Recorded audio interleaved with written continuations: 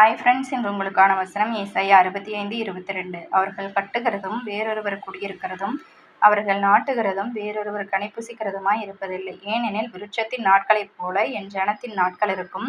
நான் தெரிந்து கொண்டவர்கள் தங்கள் கைகளின் கிரியைகளை நெடுநாளாய் அனுபவிப்பார்கள்.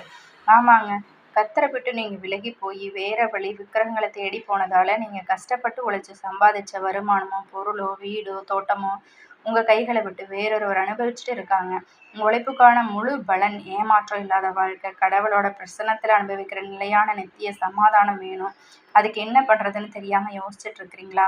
அப்போ இந்த வசனம் உங்களுக்கு தாங்க. நீங்கள் கடவுளால் தேர்ந்தெடுக்கப்பட்டிருக்கீங்க. அவர் உங்களை ஆசீர்வதிக்கணும்னு நினைக்கிறாரு. இப்போவே அவரை தேடி போங்க. இறுதி வரை அவரை விடாமல் பற்றி கொள்ளுங்க. உங்களுக்கு பொருளாதார பாதுகாப்பு திருப்தியையும், மரங்கள் பல 100 ஆண்டுகள் எப்படி நிலைச்சிருக்குதோ அது போல் உங்கள் பிள்ளைகளோட ஆயுள் மிக நீண்டதாகவும் இருக்கவும் செய்வாருங்க. ஏமாற்றம், பயம், அநீதி இல்லாத பரிபூரண வாழ்க்கையும் அமைதியையும் கர்த்தர் உங்களுக்கு கொடுப்பாருங்க.